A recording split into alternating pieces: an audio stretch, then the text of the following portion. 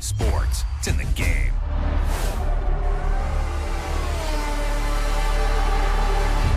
Hello guys and gals of the internet, I'm Mr. Mikhails of YouTube and Twitch TV, and it is that time again. It is time for release window footage of the newest F1 game, F1 23 from EA Codemasters. We're going to do something a little bit different this year, however, for a couple of reasons.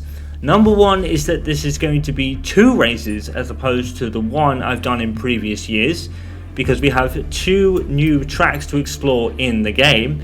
Now, the Qatar GP has already been on the F1 calendar before in the 2020 pandemic-affected season, but it's making its debut in the F1 game series this year, so we'll be checking that out. And we're also doing a race on the new track for the 2023 at Las Vegas. I will put a timestamp and make this video into chapters, so you guys can go straight to the race footage if you please. I'm going to spend the first few minutes of this video talking and setting up the game. So the first thing that we will mention here is that this was actually a nice touch. For owning F1 22, you actually got the Audi concept livery to use in your 2020 F1 World car, for example, or part as your My Team car, which I thought was nice. I didn't really expect it to be in the game, so to that end, I'd already kind of set in motion my storyline when we reached the 2023 season in the Aiden Jackson story that I'm doing concurrently with this video, and others I do as well, but I'm still in the 2022 season of that game. In terms of recorded footage, I'm at the French Grand Prix. In terms of upload, I'm at the Monaco Grand Prix, and I'm currently editing the Azerbaijan Grand Prix as of right now. So as you can probably tell, we're still a ways off 23. Now, the Audi livery being in the game was actually a nice surprise to me, but it didn't really matter whether it was going to be in the game or not, because I'd already kind of decided where I was going to go for the 2023 season in terms of the car and everything. I'd already decided all of that, and that's still going to be the case. And what I'm going to do is, when I reach the Hungarian Grand Prix in terms of uploads for F1 22, the season will take a summer break, so to speak, because that's when the summer break would be in real life and in the game. I'm actually going to do my prequel story that I am planning for one of the factors in my 23 Aiden Jackson side of things. I'm actually going to do a prequel story to that, featuring someone.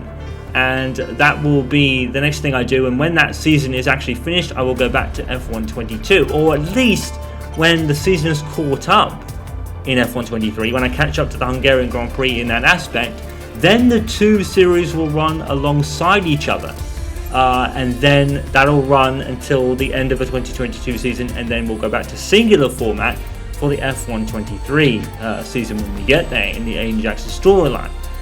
I'm going to leave it all as a surprise for now. You guys will see it relatively soon. I don't know how soon it will be, because I've got a lot of uploading to do and editing to do to get to the Hungarian Grand Prix when I get to that point. But that's when it'll stop, and I'll jump into 23, do the prequel story up to the Hungarian race, and then we'll run both alongside each other.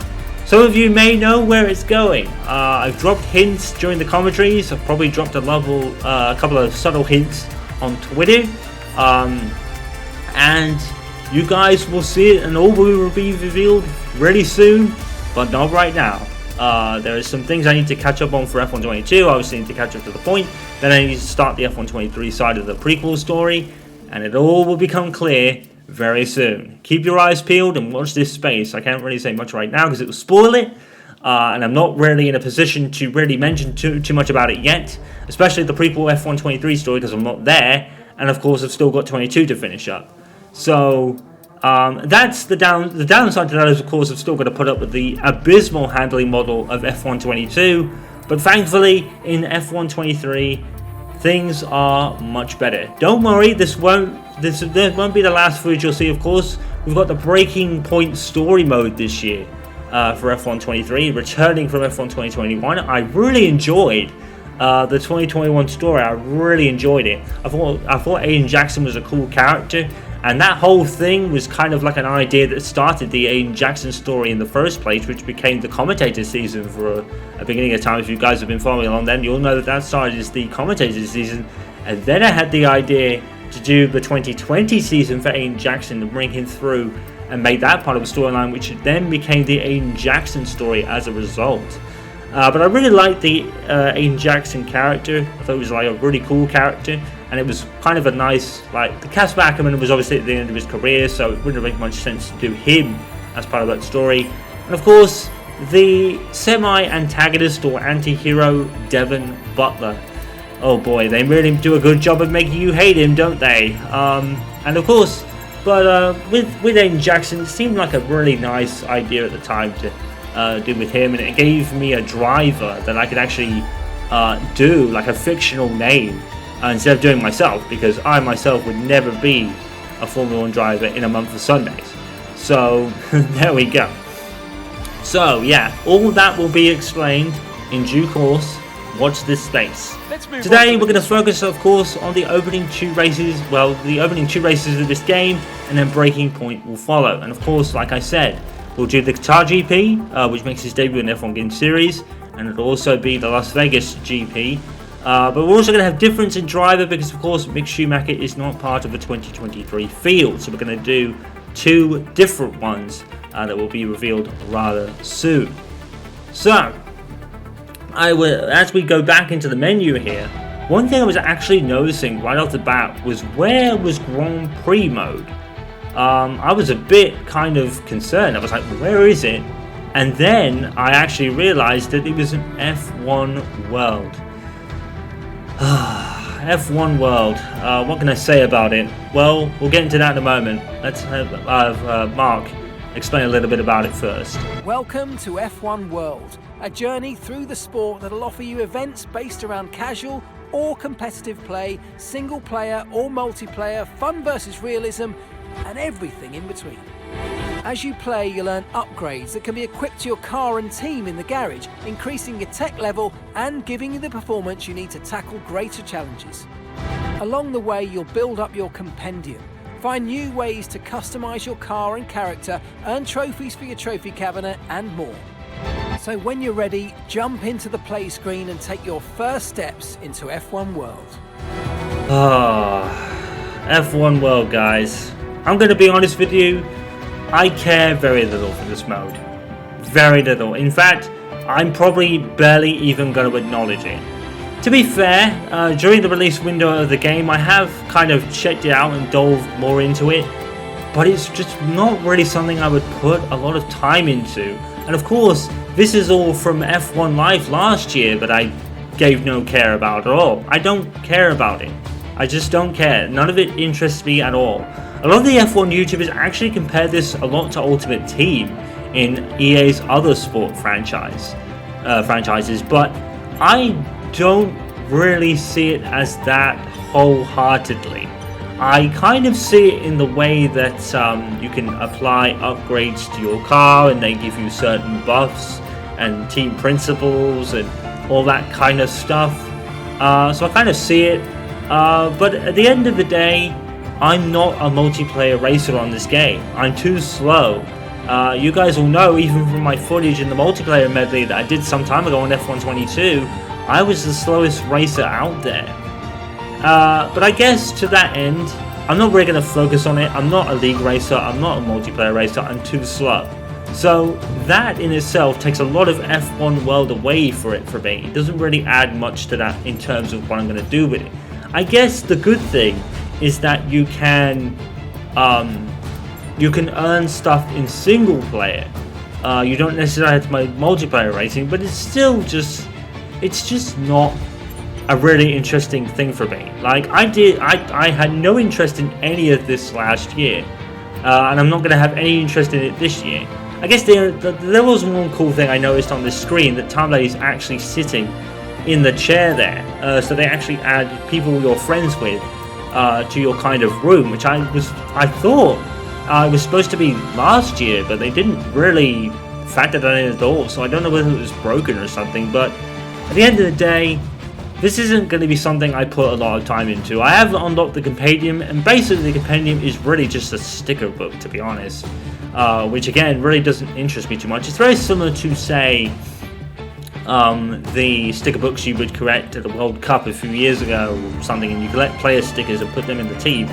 I guess that's cool for people that like that stuff, but for me, not really.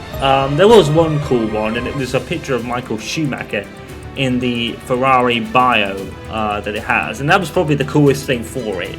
I actually spent some coins I had just to unlock the whole thing, because like I said, I don't really care about it, so I'm probably not even going to remember this is even a thing later on in time. I'm probably just not going to remember it too much at all. I did obviously the F1 room and the showroom, all the stuff that no one asked for last year. But of course, it's EA, and let's be honest, EA's mantra for the last decade and a half has been Control Z, Control V, new game. I won't harp any more on that because it's vintage EA stuff. It was always coming, and you know, it's just like, yeah, it's vintage EA, but I'm not even going to spend too much time on it. I knew that this was coming. The F1 YouTubers have been rather surprised and disappointed that my team hasn't changed in the last 3 years, and I'm sitting here watching their videos like, well, I could have told you that. I think anyone could have told you that. It's EA. What did you expect? It's EA. They've been doing this for over a decade. One thing I would say, and I'm not shitting on them because obviously they have to, you know, they you know, it's their opinion, whatever. So I'm not going to shit on them for it because it's not their fault. But one thing I would say to them is that welcome to the same thing that Man, NHL, and FIFA players have been saying for the last decade and a half. You've basically just caught up to where the rest of us that have played EA Sports games have been for the last decade or so. Very minimal career mode changes, of course. Of course. I knew it was coming, I saw it coming, and the F1 YouTubers, I find their surprise and disappointment quite confusing, because people like me and other EA players that play EA Sports games already saw this kind of thing coming, because it's already affected the other franchises, and F1 is just the latest and it's been a bit late to the party. And I'm thinking, why are you so surprised? It was coming. But anyway, I digress. You know, I'm not shitting on the F1 YouTubers, and I'm not even shitting on EA because I'm not even surprised by what they do anymore. So let's go back into the game, what we're going to be doing today.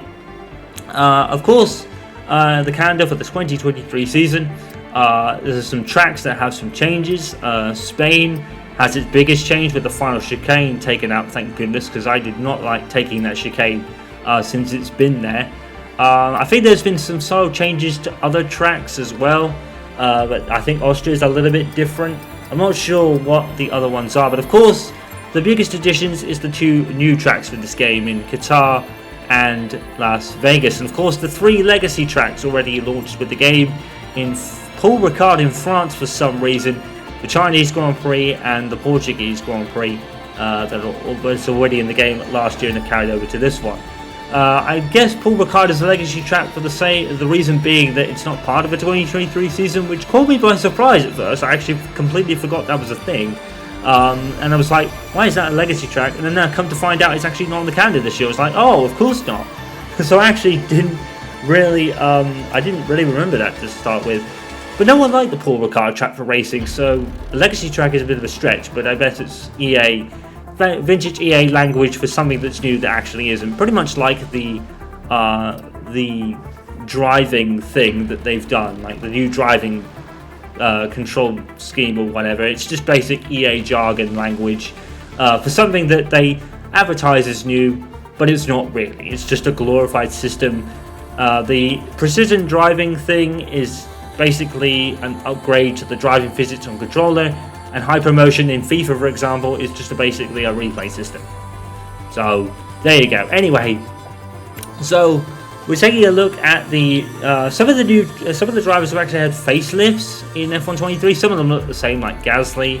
I think Sainz is another one, but some of them have had changes. Max Verstappen, of course, being the cover athlete and the EA athlete, has the biggest change, and he actually looks really good now.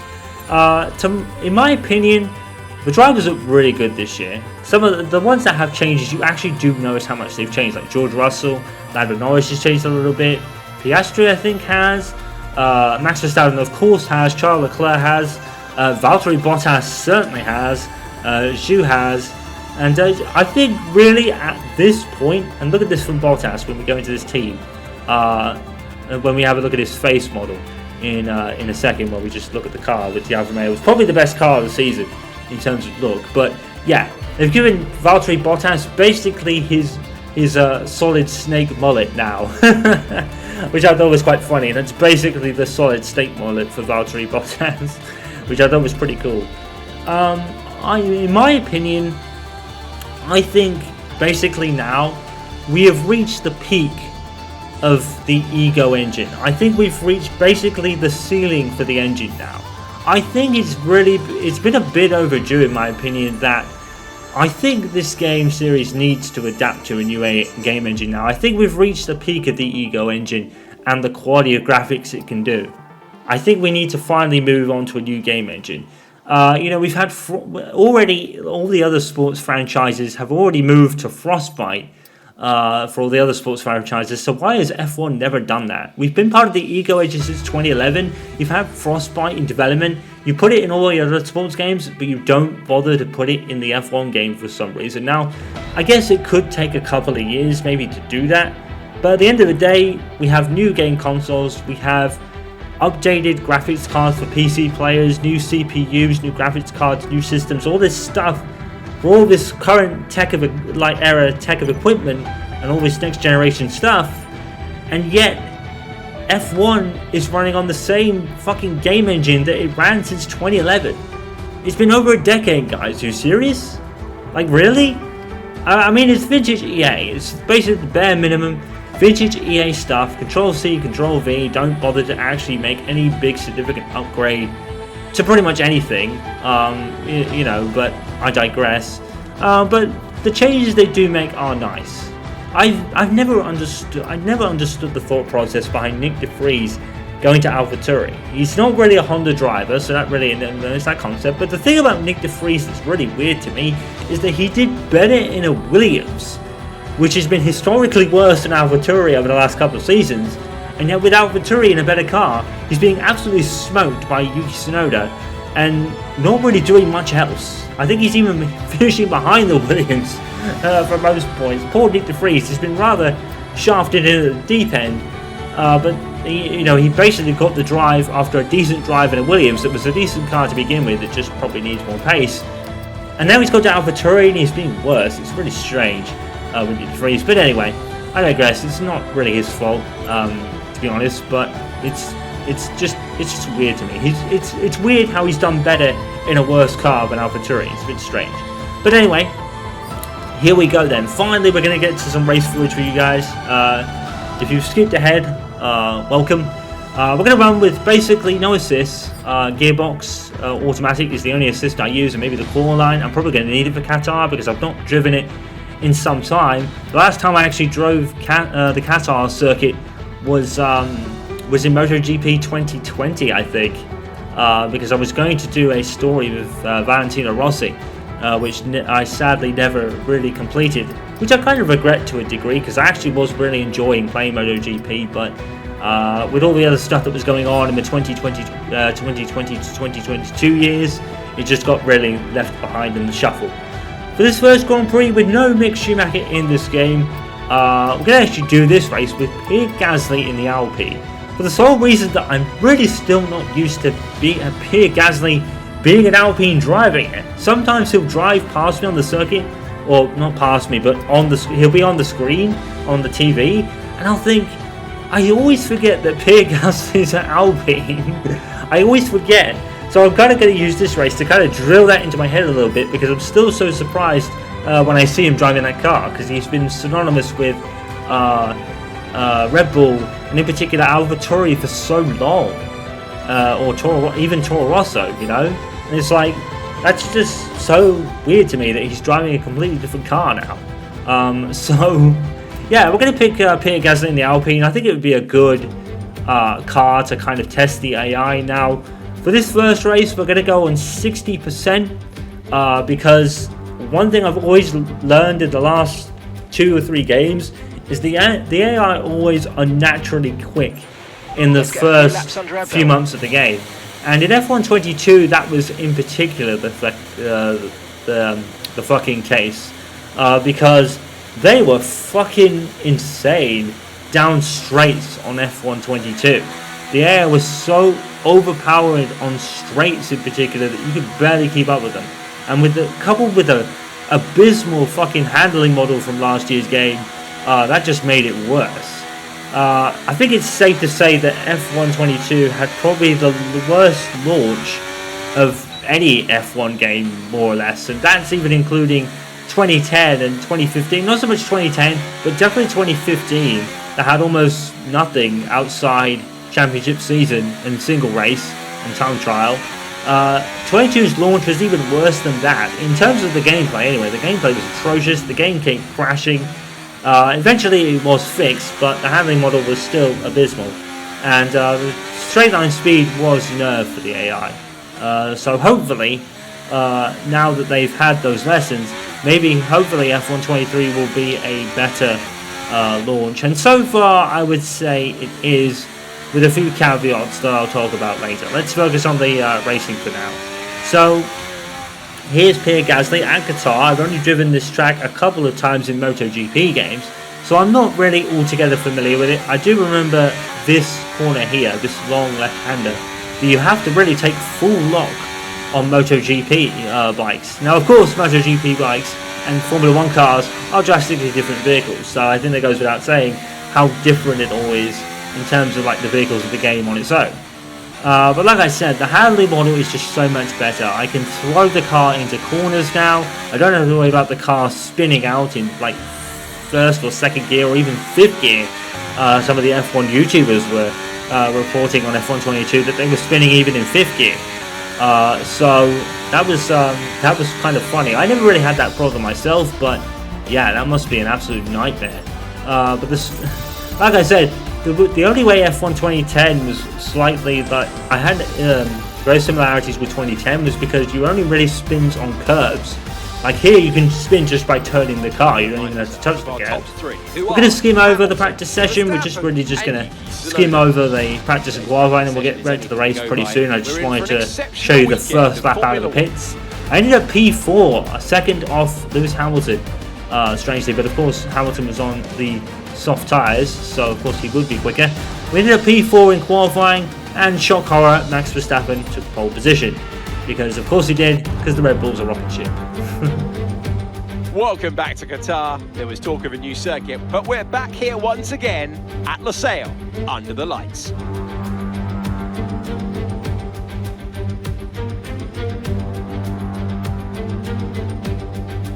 Losail International was built in 2004, 3.3 miles, 16 turns with just one DRS zone, but it's a long straight and there's plenty of high-speed overtaking opportunities through the corners.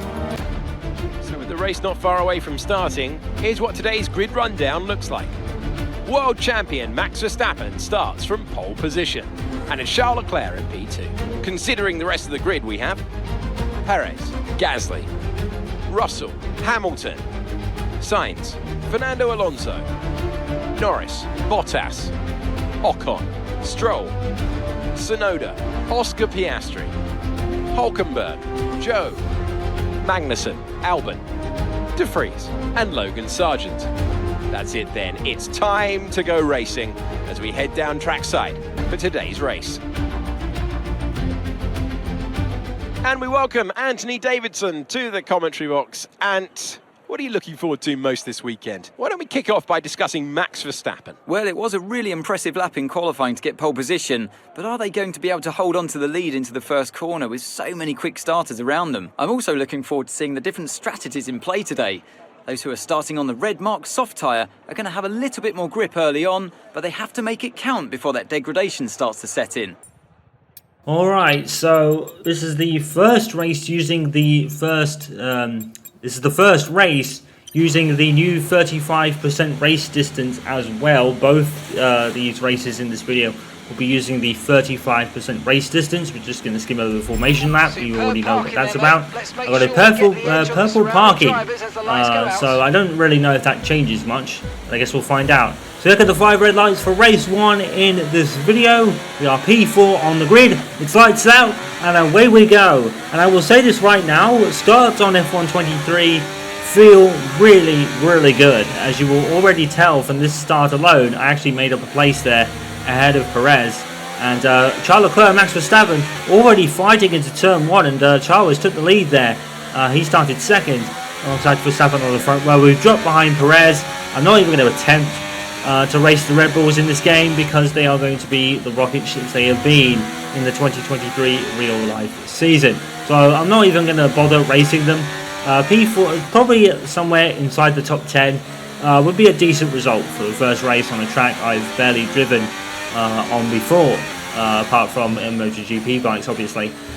You may have noticed back in the order rundown there's a bit of a commentary bug with David Croft always saying who the second driver is, and the F1 YouTubers have also noticed the commentary bug with the grid rundown, in where one of the drivers' names will be repeated twice, so you could hear Sargent be repeated twice during the grid rundown. So a couple of commentary bugs there already with the game, which is funny because one of the things that they touted in the rest of the game rundown before the game came out was that they've re-recorded some commentary lines and stuff. I can instantly tell you they haven't re-recorded anything, and it's just the same stuff from like 2, 3, 4 years ago. I'm starting to really get gnarled at this commentary. I think it's kind of not great, to be honest. I've not really enjoyed it, but I'm almost to the point where I wish I could turn it off. Because at least with FIFA and NHL and Madden, yeah, their commentary's not that much different either, but at least it's kind of semi-entertaining. Here it's just the same lines, and now they've even got this bug in the commentary, and it's, I almost want to turn it off. You know, it's just not interesting to me, and it's always the same 4 fucking phrases that they've done. I did step out there. That's the first time I'd actually stepped out, but at least I stepped out on a curb, which would actually be kind of realistic, so I wasn't really too surprised by that spin out at all. Well, I didn't spin it. At least if you feel like you're spinning, you can actually save it, even with traction control off, I've noticed. So yeah, the handling is definitely the biggest upgrade this game has had. Pretty much bar everything else, of course, which hasn't been upgraded since like 2015 or so. But there you go. Ultimate pit stop, we actually got ghosted through George Russell, and as a result, we actually got ahead of him in the pits. Now, one thing I did notice is that on the outlaps after your pit stop, you can be really, really good. The car feels great on the first couple of laps after your pit stop, and you'll actually notice it in the next clip that I was actually able to undercut a couple of drivers. Like I was able to undercut Perez and Hamilton, who I was behind when I came in. So the undercut probably feels like really powerful on this game. And we've actually caught up to Charles Leclerc, although it did take me a while to finally catch up to Leclerc. On this game, the AI is still unnaturally fast, I would say. With Verstappen and Perez, I'm going to understand it really. And maybe with Leclerc as well to some degree, but it felt like I had to be absolutely perfect every lap to even have a chance of catching Leclerc, and we did in the end. We passed him to second place. Shock horror, Max Verstappen wins the 2023 Qatar GP. Because there wasn't really much else to do after that pit stop. And as you probably would have noticed there, Perez, who was actually behind Hamilton and Leclerc, actually caught up to me almost, and almost passed me. But thankfully, we were able to hold on. But yeah, the AI, even on 60%, looks really fast, yet again.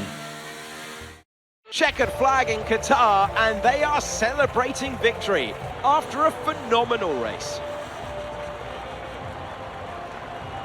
Tell me, Anne, how do you think they were able to deliver such an incredible result today?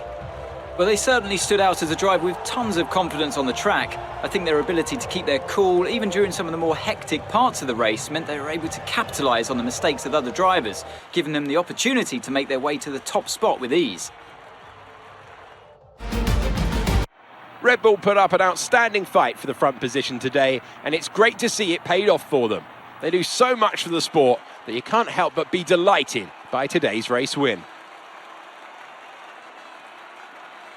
So here we go then, and as you can see, all new podium animations there, which is I guess nice, but it's kind of like bare minimum. I guess we finished P2. I'll take that in an LP. You know, they're very much behind the top 3 per se. They're probably like 4th, so I'll definitely take that. But again, the AI just seemed really unnaturally quick, and I think that'll be definitely apparent in the Vegas footage when we get there, particularly with the long straight in the second sector. I'm really curious to see, oh actually I already know, but I was really curious at the time to see how it was on straights. That will be very apparent when we get there. It's kind of like a 50-50 for me on that one. I'll explain more about that later. So yeah, pretty uneventful first race, which I'll take. A long way behind Verstappen. Was able to hold off Perez, but yeah, shock horror, Red Bull dominate again.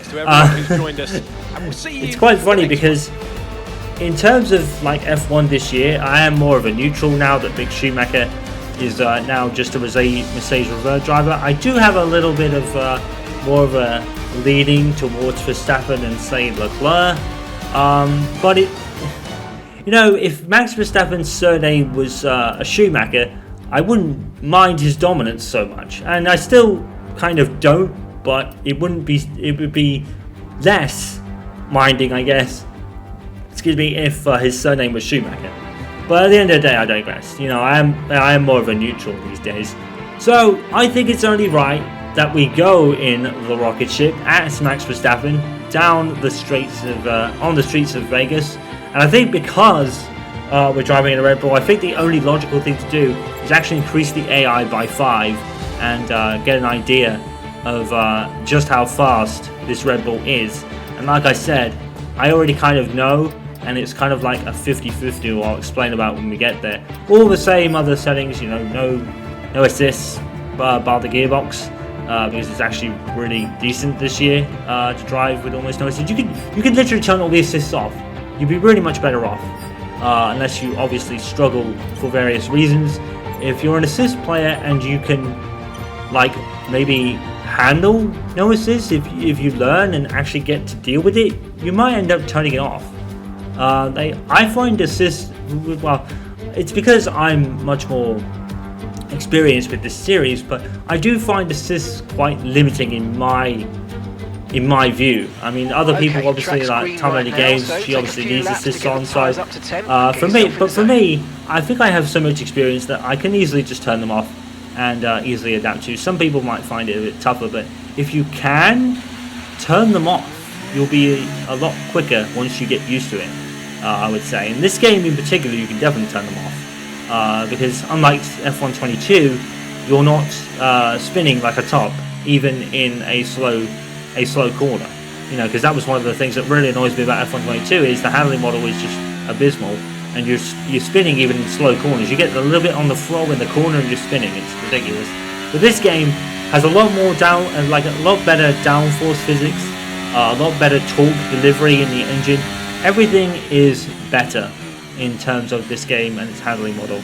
So here we are for my first ever laps round Vegas. I've not even seen the track yet, so this will be my first time round, and that corner caught me out instantly because it came in the middle of a corner there.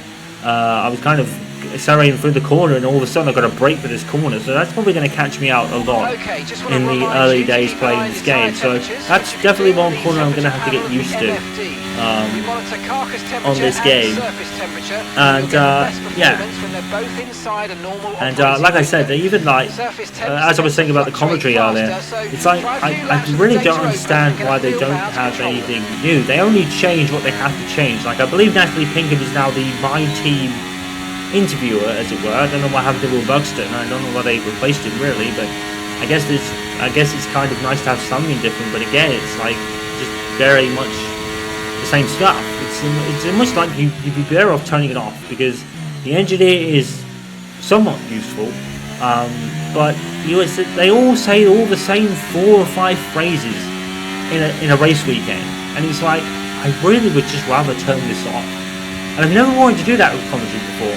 Yes, in FIFA and Man, you get to a point where it really gnaws at you a little bit, but F1 is just more of the case because it's the same 4 or 5 fucking phrases that they've said. And I don't know what to feel about that. I mean, I was less than a second off Alonso on the soft tyres, I guess. I was running on the mediums. But I wasn't really sure what to think about that. But then I went and scored pole position and a front row start for the Grand Prix. So I guess it was just the fact that I was on medium tyres. Max looks really realistic in this game. I do like what they've done with him with the tune-up there. We might be in the middle of the desert here, but it does still rain in this part of the world. It's raining right now. How is that going to affect things down the world-famous strip at the Las Vegas Grand Prix? 3.8 miles and 3 straights. A good place to do some sightseeing at around 210 miles per hour. 17 corners should provide plenty of interest and lots of overtaking with 2 DRS zones. So with the race not far away from starting, here's what today's grid rundown looks like. World champion Max Verstappen starts from pole position. Sergio Perez lines up alongside. Moving on to the rest of the grid, we have Hamilton, Russell, Sainz, Leclerc, Fernando Alonso, Norris, Gasly, Albon, Stroll, Ocon, Tsunoda, Bottas, Hulkenberg, Joe, Magnussen, Oscar Piastri, Sargent and Nick de Vries. Well, it lights out just moments away. It's time to go down to the track. And Anthony Davidson joins us for this one. And great to have your company. There's no weather to worry about here. I had to fucking skip it after that. Because Alex takes to the start, says, oh, it's raining. And then he tells Anthony Davidson that there's no rain. More commentary bugs. Bugs in the commentary. Yeah, nice one. I have to admit, I got fucking angry at that point. I got really mad. And that wasn't the end of the bullshit of this race either. 5 red lights for the first Vegas Grand Prix. Lights out and away we go. We are in the rocket ship Red Bull, and we get a decent start with Max Verstappen off the line and into the first corner. The start felt so good that after the second corner I had to pause the game and see if I had traction control off, because I wasn't entirely sure if I did or not. So I had to pause the game and be like, do I have traction control on? Because that start felt really good, but no, I have traction control off. So the starts are really good in this game. They're kind of really, like, they could be a little bit overpowered. And I think something later on will actually prove that as well. But the AI are more prone to mistakes on the race starts apparently as well.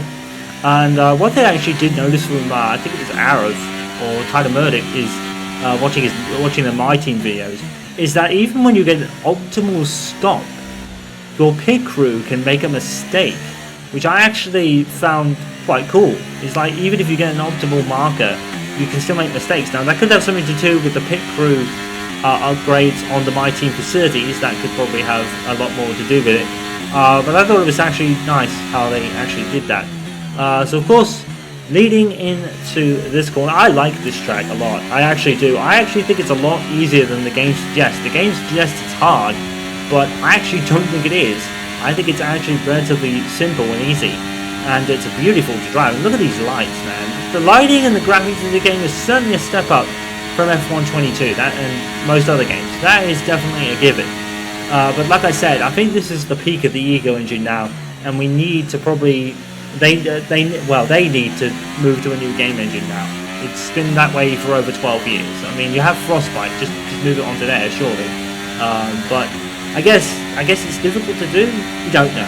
We can't really harp on any game development. Game development is difficult, even in a Control-C, Control-V scenario that EA has done with their sports games for the last decade. But it doesn't mean game development is easy. You know? I think we have to kind of look at it that way.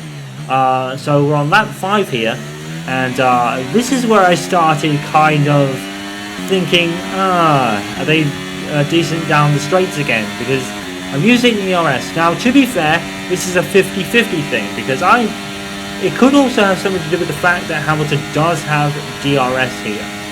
He does. But I'm still thinking to myself, are they too powerful on the straights again? I think they might be. I think they might be powerful on the straights. But to be fair, Vegas' straight is long, and the DRS is kind of powerful down that straight. So I think that's going to be one of those DRS zones that Martin Brundle or David Croft will call overpowered, even though everyone complains that there's no overtaking in Formula 1, but then some of them complain that the DRSs are too powerful and the overtaking is too easy. So I guess no one in the most recent F1 kind of states that the fan base can really agree on what they want on that one. We're coming to a pit stop. Of course, in a 35% race, you are obligated to make a pit stop and change to another set of dry tyres in a dry race, even though Alex Jakes said it was raining to begin with. But them's the brakes, another commentary glitch there. And we've already had to use...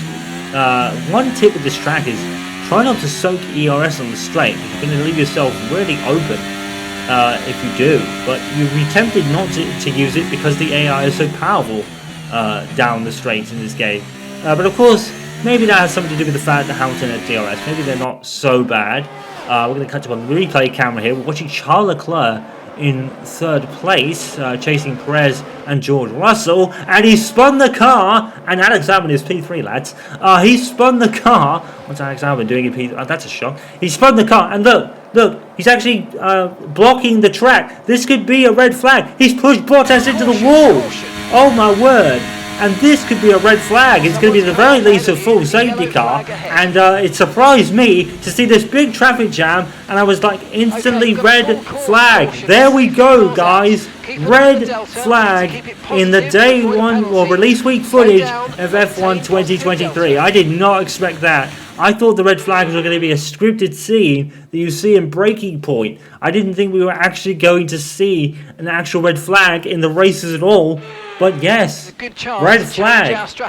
Now, and Tammy also had a safety car, a full safety car in her race as well. So it looks like they may have updated the frequency of safety car and red flags even on standard mode. So that's actually encouraging that maybe we'll have a red flag in during the 2023 year in the Aiden Jackson story.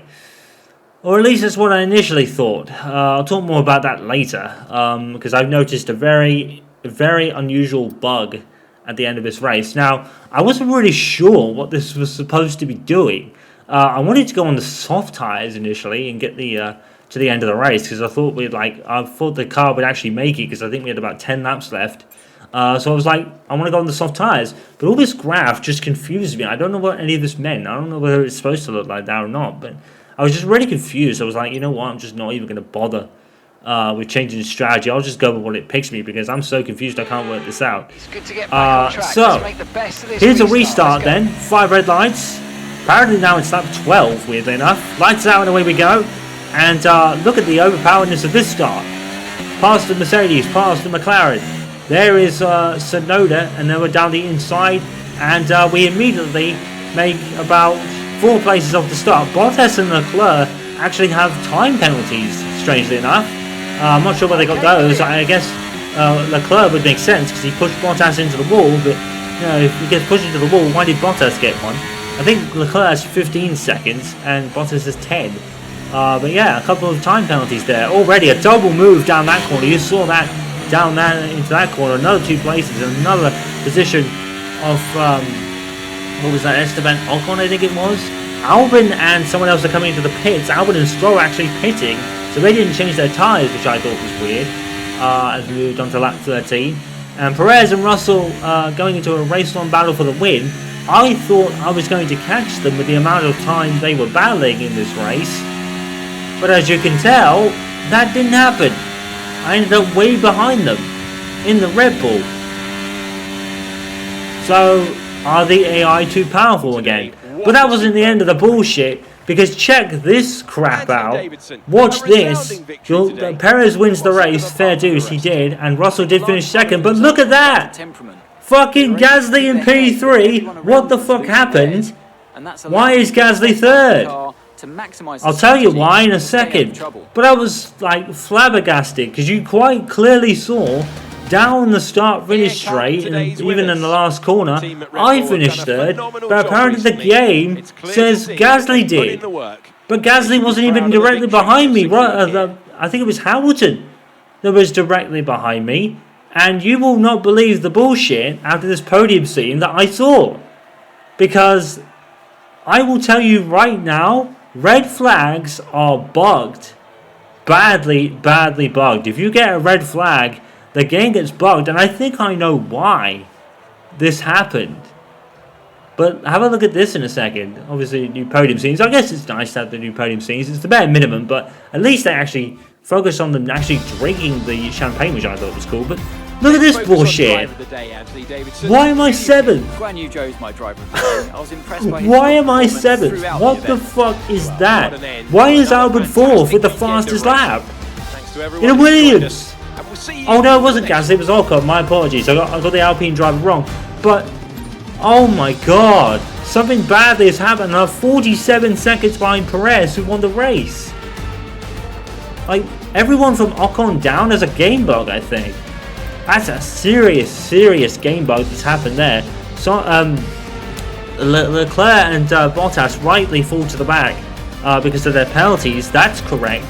But, yeah, that was terribly wrong. And we're going to have a look at the replay here. I think I know what happened. And I'm not sure why this is a thing. I can't remember if this is a thing in the real sport or not. But after this happened, this whole debacle where Leclerc just spins and doesn't really have any awareness to get back on the track, and then pushes Bottas into the fucking wall, which I found hilarious. Look what happens. And you notice this at the start of the actual footage as well.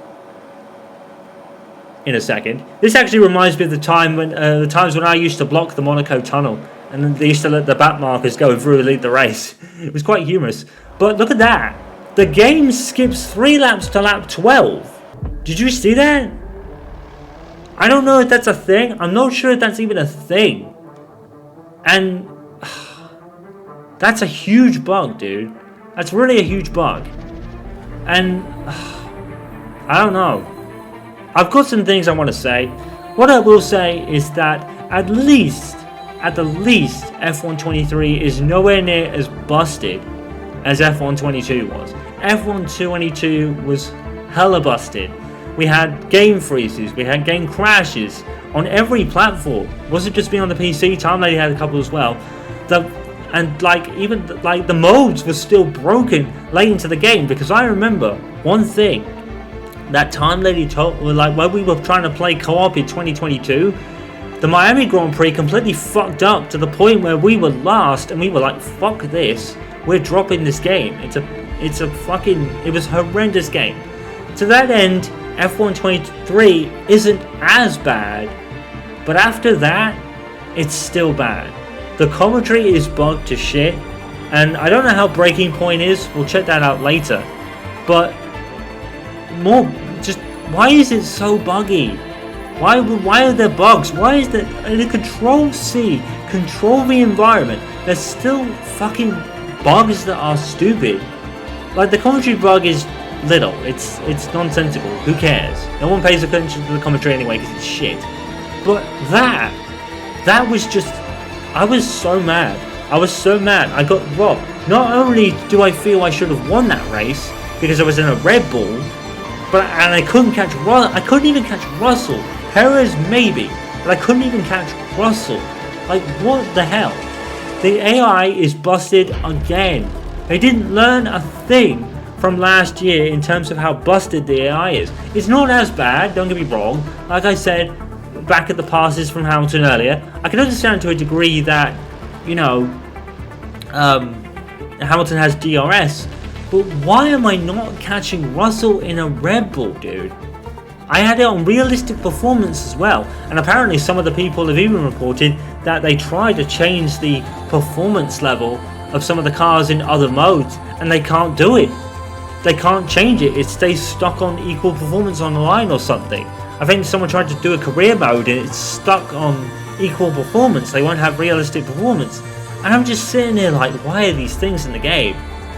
Why are these bugs in the game when they had such a disastrous launch last year with bugs up the ass, the game barely working, the handling atrocious, the AI overpowered on the straights, and yet they've not learned a damn thing. Or they have, but because it's a Control C, Control V game, it doesn't get improved. At this point, right, don't get me wrong, this game is much better than 22 ever was, right? The handling is gorgeous. The handling is wonderful. It's a wonderfully handling game. It really is. But F1 World is just stuff that no one asked for and no one wanted. No improvements to career mode. Breaking Point, I can't say how it is yet. But it's just another vintage EA year where the game is better, but still broken and still not improved that areas want improving. F1 World is something no one had asked for and no one wanted. Career mode is what makes these games tick. It is, but EA just ignore it. And Codemasters can't do anything. They're bought by EA, so they can't do nothing. It's not their fault. It's another vintage EA game, dude. Seriously, it just is. I can't say for Breaking Point, I haven't played it yet. But even they have the same music from last year, and the themes do. The one good thing about the music this year is that the soundtrack is actually decent in F1 23. Last year's soundtrack was abysmal. It was so bad, I didn't like it at all.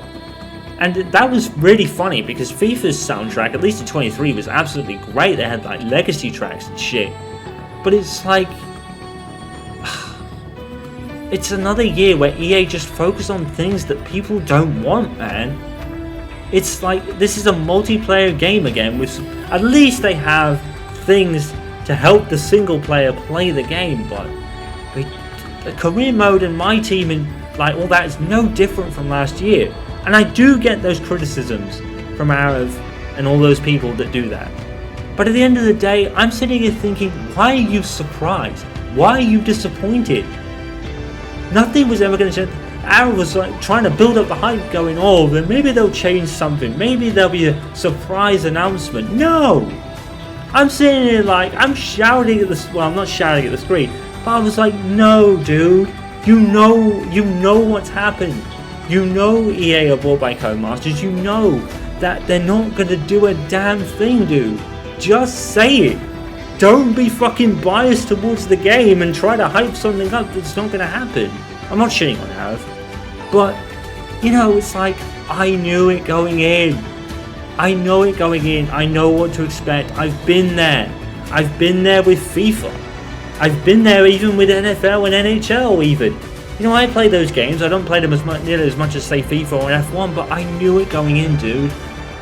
EA do not care about career mode, and I've been saying this for at least a decade. EA do not care about the career mode player. They don't. They put it in because they want to put it in. Once that EA acquisition by Codemasters was completed, this is exactly down the route they were going, and I called it immediately. But the F1 YouTubers want to give themselves false hype and false hope, and they probably have to. They probably, because they really want the game. I understand to a degree. They want the game to be good. You know, I'm not criticizing them when they do that. You know, I'm not entirely sure if they're. Well, I don't know, but I think somewhere deep inside they do want the game to be good. So I do understand that criticism. You know, I get it because I've been there.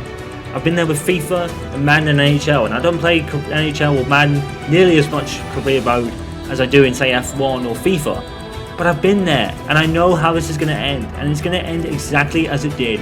No improvements to my team, no improvements to career mode, Breaking Point because Codemasters had to do it because they had a sequel plan, and F1 World is not Ultimate Team. It's not. It has functions of Ultimate Team where you have a contract and shit. Okay, I understand that, but it's not Ultimate Team. But I would not be surprised if it does turn into something like that. I really wouldn't. F1 World is just something that no one asked for. No one asked for F1 World. Well, at least the career mode players didn't. I'm one of them that didn't. I didn't care about it last year. I don't care about it this year. I don't care. The only thing I cared about in F1 World was unlocking the Michael Schumacher sticker in the pendulum, or whatever you call it. But again, it's like, it's stickable. It's nothing that really adds anything to the game. It's just there for visual show, I guess. But the big focus is this F1 World, and I'm like, I do not care. I do not care. No one else in the F1 community cares. But EA and EA in particular just want to shove it into your face and make you play some mode that you don't care about because they don't change the core elements that make like their career modes great in the first place. But EA has been like this for a decade. You know, they have. They've been over it for a decade with all their other sport franchises, and F1 is now exactly the same, and I called it immediately, and I just saw through the false hope that the F1 YouTubers, well, particularly Arab, was trying to give. Any false hope, and I'm sitting there like, no dude, you're kidding yourself. I'm not shitting on Arab, he's a great content creator and a great racer, but, you know, it's like, I was just watching the video and I was at the end of it like, dude, there's no point. You're giving yourself false hope, you're setting yourself up to be disappointed, but he should know deep down, but EA don't care, dude. There's no need to hype yourself up. Don't give yourself false hope because you're setting her up to be disappointed. That would be my advice. Because like I said, the F1 community is now catching up to the same opinions that NFL, NHL, and particularly FIFA players have been having their opinions about the games for a decade. FIFA career mode players are sick of the lack of innovations in career mode. Man and NHL players are the same. This is exactly where F1 was always going, and I saw it. And I just please, guys, just don't give yourself false hope like that. You're only setting yourself up to fail. The reality is, EA has thrown this game to the curb in terms of career mode, and they will continue to do so. They will have it because it's got to be there, because if it wasn't, it'd be a shitstorm like there was in F1 2015. Anyway, I'm ranting, I'm sorry. I don't mean to shit on the F1 content creators. That's not what I'm doing here. I just want to reiterate that. I just wish they wouldn't hype them well, particularly Arif. I wish he wouldn't hype himself up because he's setting himself up to be disappointed, and he's probably going to make this video that he said he was going to do where he talks about the state of career mode. It's like, dude, we know you don't have to do the video. We have been there for a decade with other sort of franchises, and we saw this coming. You're setting him up for disappointment, dude. You just are. It's like I said, the F1 YouTubers have now caught up to the same opinion that F1 and FIFA, Man, and NHL players have had for a year, for over a decade. Career mode has received no changes in over a decade. FIFA has not received any changes, period, for over a fucking decade. These sport franchises are so bad, and again, I'm just sitting here thinking, I wish to all that is anything that 2K would take the F1 license from Codemasters and EA, because at least 2K would try and make something good out of it. They probably wouldn't give it the same love as, say, 2K, because 2K NBA is their flagship series, NBA I meant to say. But, you know, why would they give them, like, they probably wouldn't give it as much care as they do NBA 2K, but at least they would do something. You know, WWE 2K23 seems like 2022 was even a step up from the previous one, and 23 probably wasn't as big a step up, but it still was. But at least you would see the care and the graphics, and to some degree some care put into the game, and at least career mode wouldn't be totally neglected, I guess. I mean, my career changes every year, like NBA with a different story, but whether they would do that for anyone else, I don't know. I'm not saying 2K is the be all and end all, but I do wish they would take the Formula 1 license. It would just be better, dude. It just would. But I don't know how much better that would actually be. I don't want to be a 2K fanboy. One thing I did like about that I didn't mention was the grid run through. I actually like that. This game has more of an official feel that it has in the last 5 years, but 2K would just be... I just play their NBA game and I just love playing it, the feel of playing it, and I also love the graphical presentation. And even if the graphics have reached the ceiling and they're probably not going to upgrade it very much, at least they improve in the areas that, or show some care to all areas of the game. Like the My Errors mode in NBA has probably run its course a little bit, I'll admit, but I still like to just dive into it and experience it. Can you imagine that kind of errors mode in F1? Could you imagine that shit? Go back to have the Schumacher era and go back to 2000 and experience all those all over again, dude. That'd be awesome. That's what people have been wanting for ages. They just don't want the classic cars. They want actual races with these people. That's a lot of licensing. And F1, to be fair, I know this is a very long outro, I'm sorry, but F1, to be fair, does be very more tight-knit with its licensing and red tape and all that stuff. I know there's licenses and stuff. But Liberty Media, to be fair to them, right? I think it's still Liberty Media that own them, I think it is. To be fair to them, right, they have been a lot more loose with the licensing over the years than the previous people were. I don't know if it's still FOM, but they've definitely changed their perspective. You know, now they have a streaming, now F1 has a streaming service where you can watch these old races, not all of them, and you can still watch these classic races. The games are more presentation based. They're not there, in my opinion, they haven't been there for years, but at least it's some form of effort. You know what I mean? At least it is. I understand the licensing is tough, but could you imagine a My eras and a Schumacher era and a Hamilton era and a Mon era or a Verstappen era or, you know, something like the Senna era or something?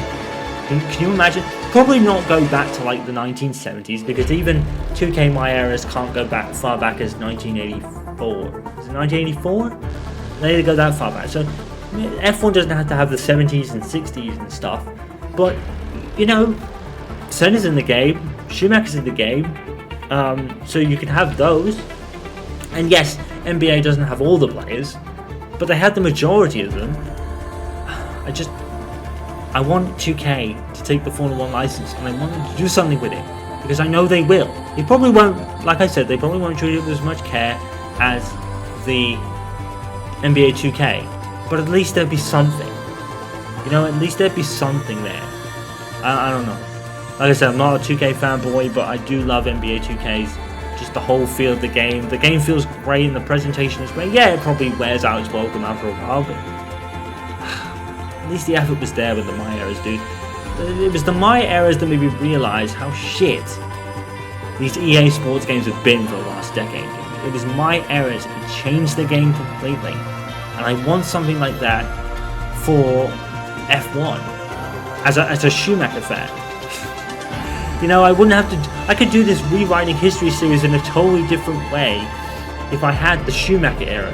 You know, if I had that, I could delete all those rewriting a history series videos right now, and I could start from the beginning of the what was it 2005 I wanted to start with, you know, because I was going to do that at one point.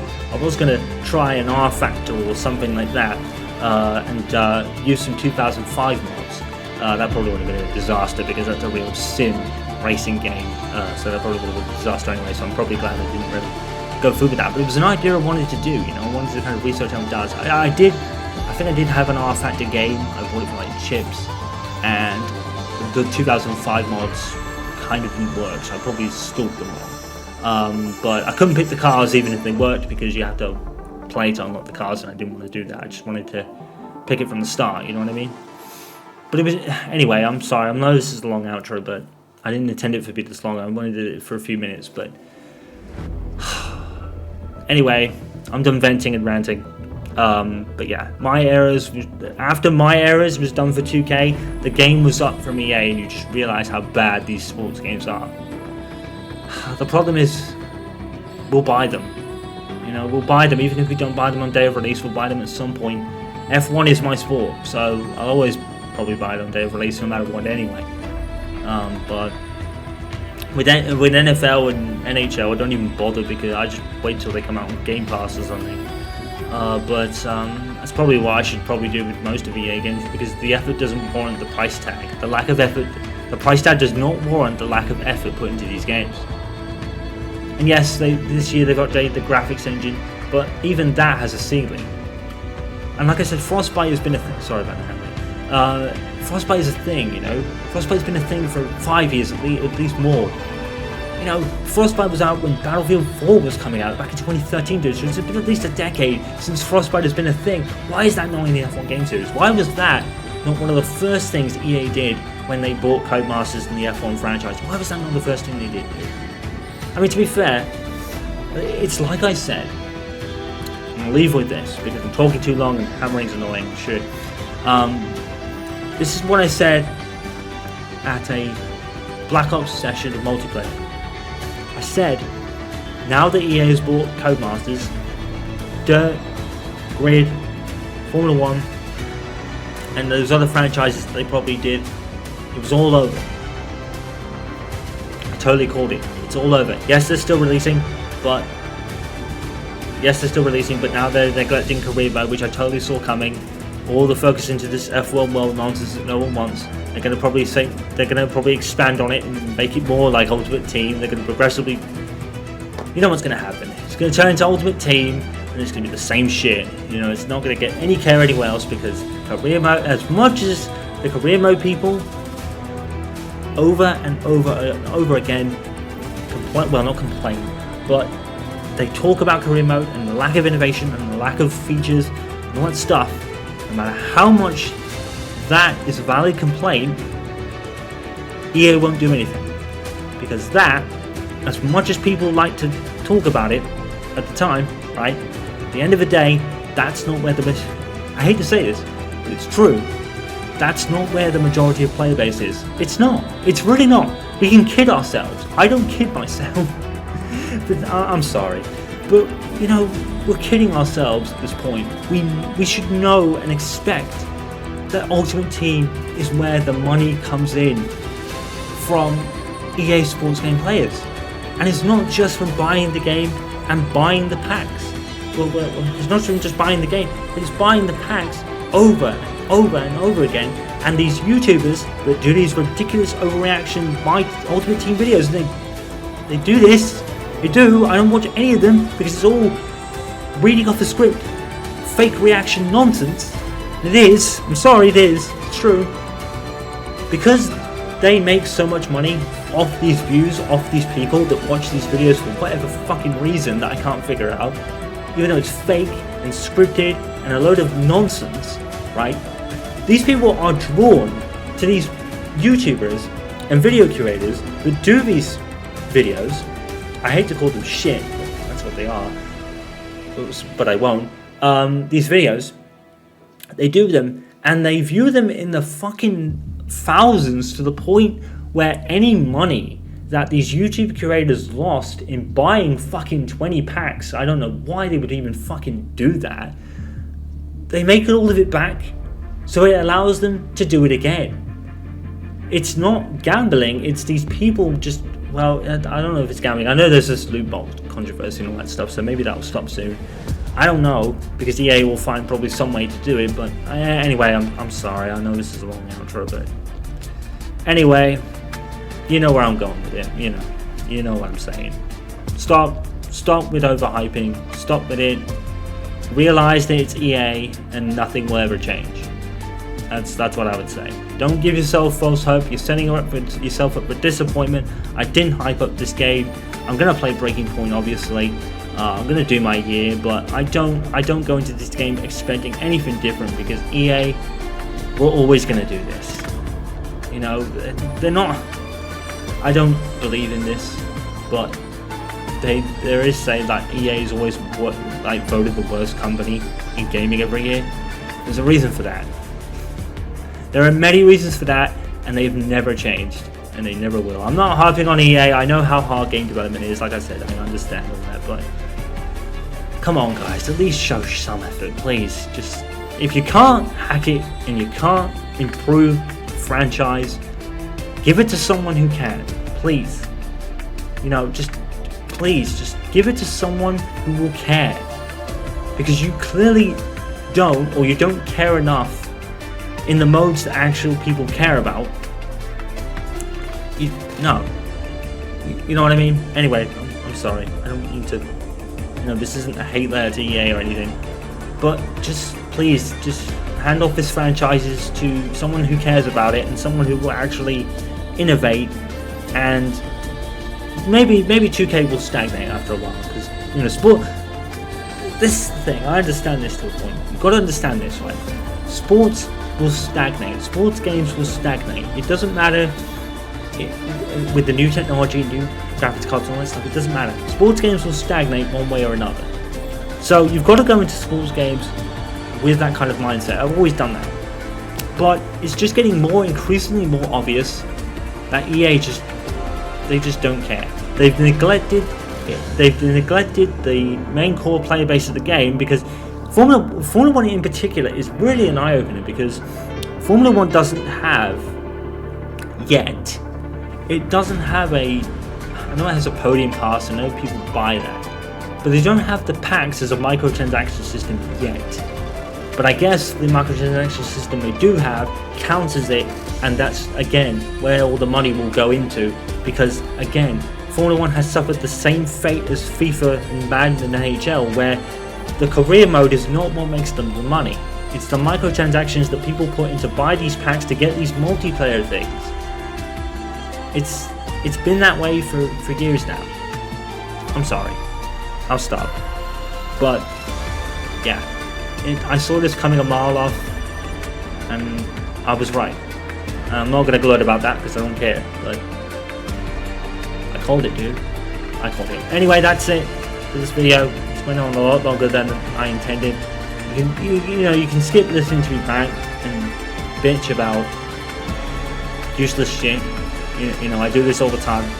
I'm sorry about that. Just skip this. I probably should. Like I said, I'll probably put it in editing somewhere. But that's it. I'm done. I've got it all off my chest. I'm done. Onto different things. Anyway, I'm sorry about that. I thought I'd vent for a bit. This video's gone a lot longer than I thought, but I had to get it out there. Just stop hyping yourselves for something that's not going to change or hasn't changed in over a decade. Just no, you're kidding yourselves. And yeah, EA they take advantage of that. EA Sports in particular. Anyway, I'm done. I'll see you for other stuff. Breaking Point, obviously, and all that stuff. I'm done. Peace out, guys. Stay safe and stay awesome. I'll see you for Breaking Point and other stuff on F1 23 too. This won't be the only stuff I do. Obviously, I've got the prequel story to F1 23 coming as well for the Adrian Jackson storyline. You know what to do. Follow, subscribe, and all that good stuff, and I will see you next time. I'm Smith Chaos, signing off. Peace out.